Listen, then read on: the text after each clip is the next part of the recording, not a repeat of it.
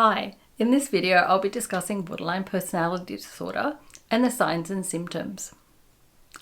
I'm Anna Bednarek. I'm a clinical psychologist and director of Well Mind and Body Psychology, which is a practice that's focused on giving you the vital tools for a healthy mind and a healthy body. Okay, so let's get started. So if you have borderline personality disorder, everything tends to feel a bit unstable. Your relationships, your moods, your thinking, and even your behaviors, and actually even your sense of self can feel unstable.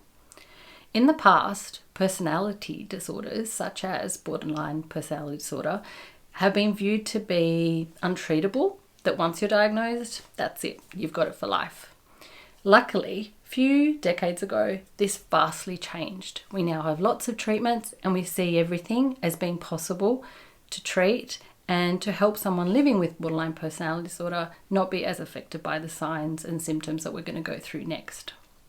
So, I suppose, what is borderline personality disorder? Although, as with everything, people can experience any diagnosis, such as borderline as well, in many different ways, generally, for diagnosis, we group symptoms into 9 categories. And someone needs to have at least 5 of these to meet the diagnosis. So, the first category that we look at is fear of abandonment. Now, most of us as humans want connection, want someone to stay with us. So this is more something that we look at, which is an intense fear of abandonment, which might mean that you actually have people in your life. And yet, despite having them there, there's a part of you that's forever worrying that they're going to leave. The next area is unstable relationships. So in particular, what we might find is that can be a pattern of really short and very intense relationships. So that when someone falls in love, they fall in love hard and really quick. And unfortunately, somewhere in there, those relationships don't last. So those feelings start to change, obviously. And sometimes, due to some of the other symptoms as well, those relationships end. So they typically might mean that someone starts to sort of feel like they have very quick, intense relationships that form, but they don't actually last for the longer term. The third symptom is an unstable sense of self. Now, what does that mean? So I guess it might mean that people might describe sort of not actually 100% knowing exactly who they are, maybe identifying a little bit with being like a chameleon, or being able to change to depending on what people around them want from them. Sometimes it's also this sense of emptiness as a person, or not necessarily knowing fundamentally who their core sense of self is. Another symptom that we look for is impulsive or self-destructive behaviours. So I guess, again, like we can sometimes all exhibit different behaviours that can sometimes be driven by our emotions, so therefore a bit impulsive. We might buy something because we really love it. But this is more about, again, looking at it as a longer term type thing where if you look back, you're noticing that someone's actually doing things really impulsively, big decisions, for example, and then also self-destructive behaviour. So it actually can be impulsive decisions that are actually longer term going to be impacting either on their sense of self, or in terms of how other people might see them, so therefore affecting their relationships, maybe affecting their livelihoods, those sorts of things. So it could be engaging in risky behaviours that are actually going to have a little bit more of an impact. Related to this, but slightly separate, is that we also see that people with borderline personality disorder sometimes, not always, exhibit self-harm behaviours. So these could be in the form of, I guess, chronic sort of feelings of suicidality, but it also can be more about behaviours that are actually harming the body and the self. And these are not to necessarily draw attention from other people, by the way, because sometimes that's the case, but often it's actually not. Majority of time, it's as a way to regulate their feelings. So in those intense moments of distress and despair, trying to find ways to actually help manage those feelings, engaging in self-harm behaviours becomes a bit of a cycle as a way to manage that. Related to this, therefore, is another symptoms, which is emotional mood swings or quite a lot of emotional instability.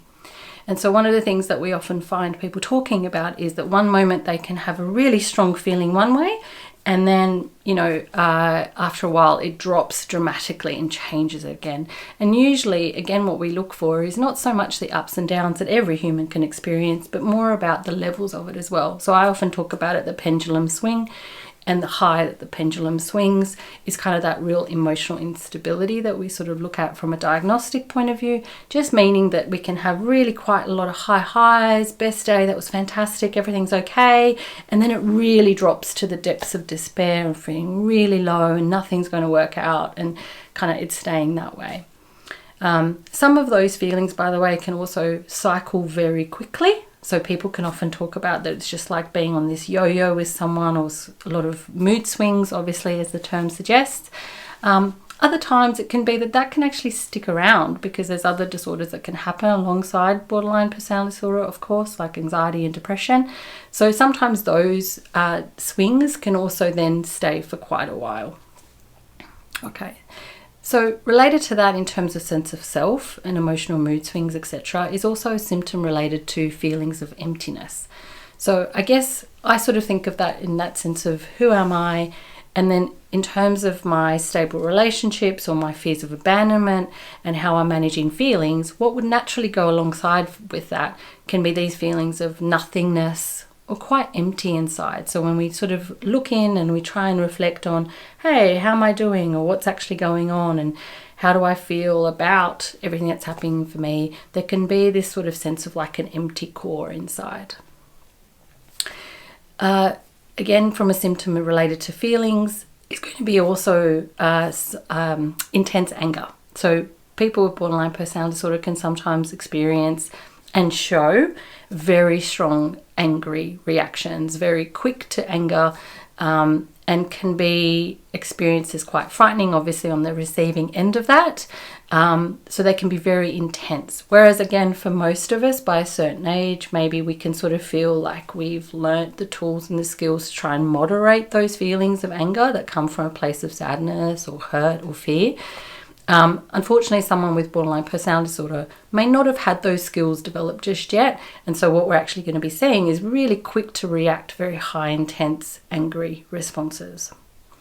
The final symptom is feeling suspicious or a little bit paranoid, or even at times dissociation. So sometimes what you can sort of notice is that when you're speaking with someone, they might sort of be almost talking about things in a way that they're not quite connected to the reality of something. So they're a little bit suspicious of what's going on, a little bit paranoid about what might be happening.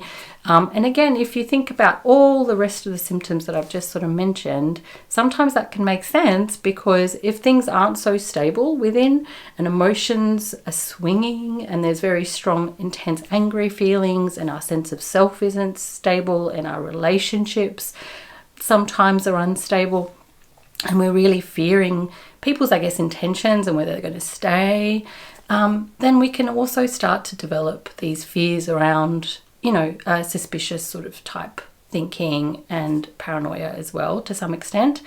And as well, I mentioned dissociation. So with dissociation, by the way, that can be because sometimes in terms of where borderline personality disorder might develop and how we sort of think about these issues and what they may have come about from is technically related to our earlier childhood experiences. So somewhere in there, someone with borderline personality may not have had the support in their environment from parents or caregivers and loved ones and people around them to help them navigate through their feelings, to give them a safe and stable environment so that their sense of self can develop.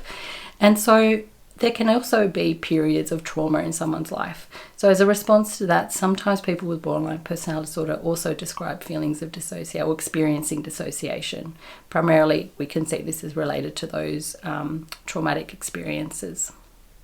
Okay, so I hope some of this, going through this diagnostic criteria, might help you understand what borderline personality disorder is. It's something that we can feel greatly, we can support people with this diagnosis if they come and talk to a psychologist or to someone else. And it's also something that with learning new skills And even as an adolescent or an adult, we can definitely change the wiring in our brain to start to actually develop different skills to try and minimize these symptoms, and over time to actually have someone not meet criteria for this diagnosis. I'm also a big advocate in destigmatizing this diagnosis. It's not a life sentence. It's not someone that we have to be afraid of. It's actually someone that needs a lot of support, a lot of consistency to help them rewire some of those experiences within and relearn different ways, I guess, coping skills, distress tolerance skills, affect regulation skills, to try and manage all those internal experiences so that they can have stable, long-term relationships and develop a really positive core sense of self. One of the things that can also help with this is DBT skills. And as one of the core elements of DBT, mindfulness is something that I teach a lot. And we've also got some wonderful mindfulness videos that you can check out if you're interested as the beginning pathway to perhaps exploring how to manage some of these symptoms.